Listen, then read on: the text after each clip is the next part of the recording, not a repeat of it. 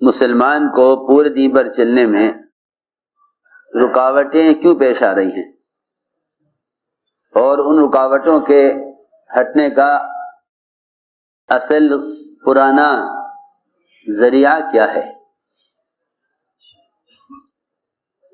مسلمان کو اپنے دین پر استقامت کیوں نہیں ہے؟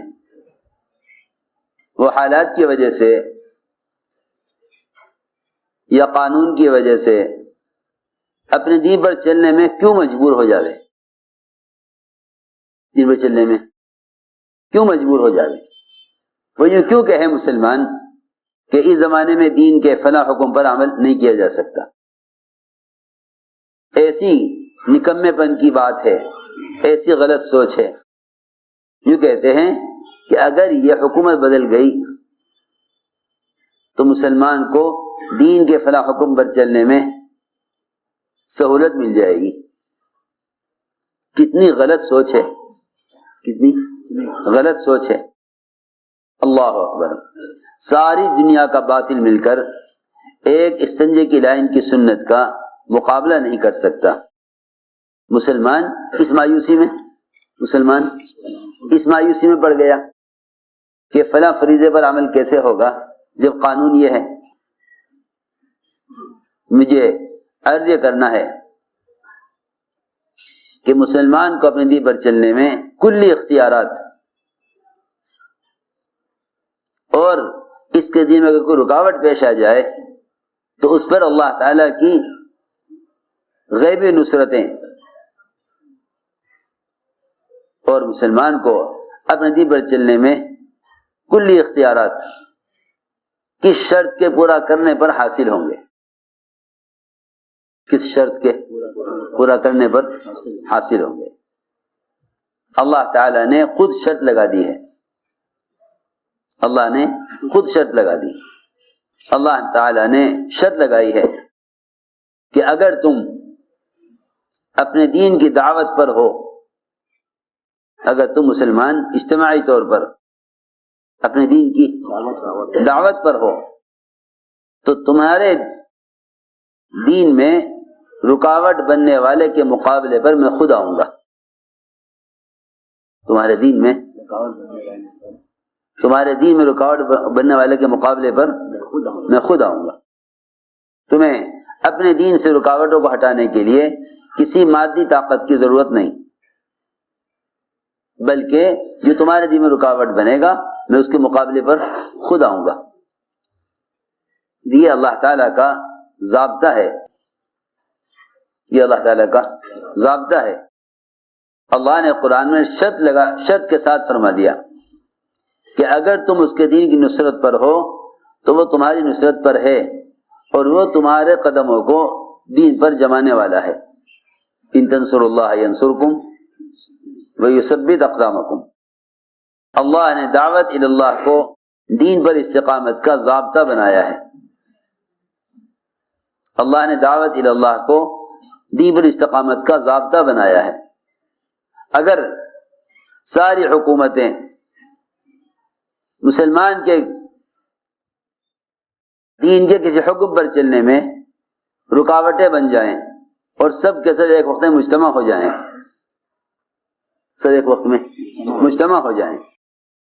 تو ایک مسلمان کو ایک سنت سے ہٹا نہیں سکتے، ایک مسلمان کو ایک سنت سے ہٹا نہیں سکتے۔ یہ قوت مسلمان میں اس وقت تک تھی جب تک یہ اپنے دین کو لے کر خود دعوت دیا کرتا تھا اور خود نقل و حرکت پر تھا، خود نقل و حرکت پر تھا۔ میں جو کہہ رہا ہوں میری بات توجہ سے سننی پڑے گی۔ جب سے دین اور اس کے احکام کی اشاعت نقل و حرکت سے ہٹ کر آلات اور ذرائع پر اور نشر و اشاعت پر آ گئی، اس وقت سے دین کے لیے براہ راست مسلمان کے استعمال کا مجاہدہ ختم ہو گیا۔ دین کے لیے براہ راست مسلمان کے استعمال کا مجاہدہ ختم ہو گیا۔ گویا اب دین کی نصرت نہیں، اب ذرائع دین کی نصرت ہو رہی ہے. میری بات بہت توجہ چاہے گی. اب دین کی نصرت نہیں بلکہ ذرائع دین کی نصرت ہو رہی ہے. مسجد تعمیر کرانا ذرائع دین ہے. مسجد تعمیر کرانا ذرائع دین میں سے ہے. کیونکہ مسلمان نماز پڑھیں گے تو ان کے لیے مسجد تعمیر کرا دو. میری بات توجہ چاہے گی بہت، کیونکہ مسلمان نماز پڑھیں گے اس لیے مسجد تعمیر کرا دو.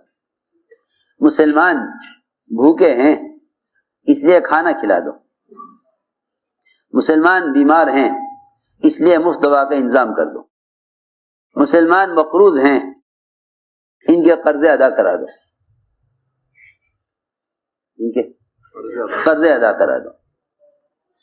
مسلمان دین سیکھنا چاہتے ہیں، لہذا دین سیکھنے کے لیے سہولت اور ذرائع اپنے مال سے اس کا انتظام کر دو. اپنے مال سے اس کا انتظام کر دو. لوگ مسلمانوں کی ضروریات زندگی میں یا ان کی عبادات میں سہولت پیدا کرنے کے لیے مدد کرنے کو دین کی نصرت سمجھ بیٹھے. میری بات بہت توجہ چاہے گی. کیا سمجھ بیٹھے اس کو؟ دین کی نصرت. تم نے اگر مسجد تعمیر کرا دی تو وہی لوگ تو نماز پڑھیں گے جو نماز پڑھتے ہیں. جو نماز نہیں پڑھتے ان کا نماز پر نہ لانا دین کی نصرت کا چھوڑ دینا ہے. ان کو نماز پر نہ لانا دین کی نصرت کا چھوڑ دینا ہے. اس کے ذہن میں یہ ہے کہ میں بھی تو دین کی نصرت کر رہا کیونکہ میں نے مسجد تعمیر کرا دی. ارے نماز تو مسجد کے بغیر بھی ہو جاتی، کیونکہ اللہ رب العزت نے اس امت کی خصوصیت یہ رکھی ہے کہ ساری دنیا کی زمین کو اس امت کے لیے سجدگاہ بنا دیا. ساری دنیا کی زمین کو اس امت کے لیے سجدگاہ بنا دیا. میں کچھ ضروری باتیں عرض کر رہا جو توجہ چاہیں گی. تو جتنے بھی ذرائع ہیں ان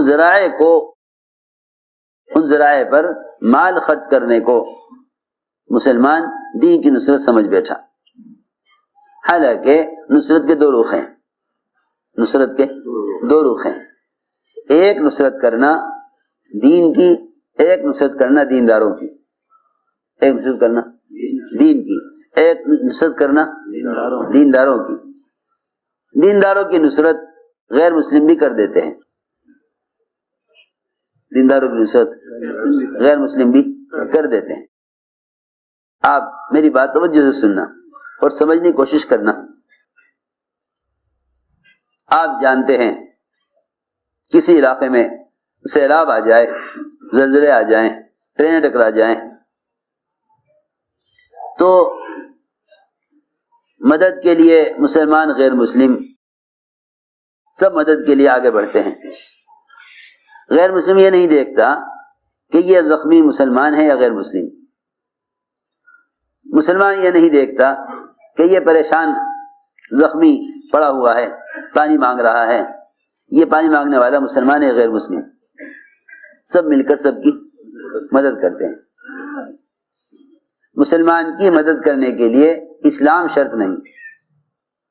غیر مسلم بھی بہت سے مواقع پر مسلمانوں کی مدد کر دیتے ہیں. غیر مسلم بھی بہت سے موقعوں پر مسلمان کی مدد کر دیتے ہیں. بہت سے موقعوں پر مسلمان بھی غیر مسلموں کی مدد کرتے ہیں. اس بات کو پہلے سمجھ لو کہ مال سے مدد کر دینا اسلام کی مدد نہیں ہے، وہ مسلمان کی مدد ہے. وہ مسلمان کی مدد، وہ مسلمان کی مدد ہے، اسلام کی مدد یہ نہیں ہے. کیونکہ اسلام کو قائم ہونے کے لیے ملک و مال کی ضرورت نہیں ہے. ملک و مال کی ضرورت نہیں ہے. اسلام کی کسی بھی ضرورت کا تعلق مال سے نہیں ہے.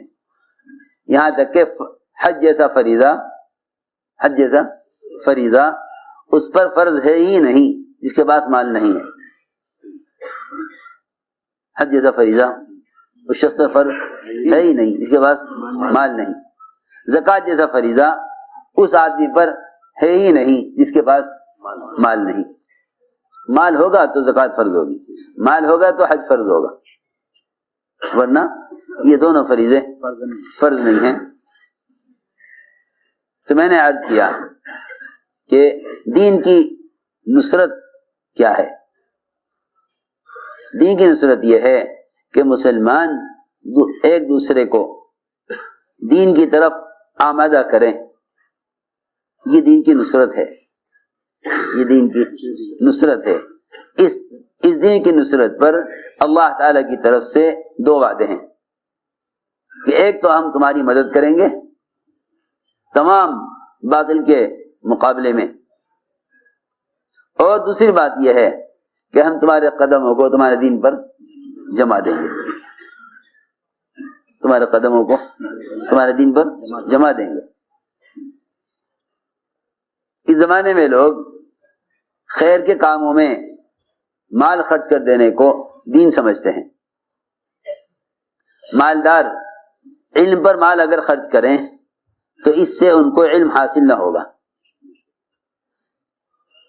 مالدار اگر علم پر مال خرچ کریں تو اس سے ان کو علم حاصل نہ ہوگا جب تک وہ اپنی جان کو براہ راست حصول علم کا حاصل کرنے کے لیے اپنی جان کو استعمال نہیں کریں گے.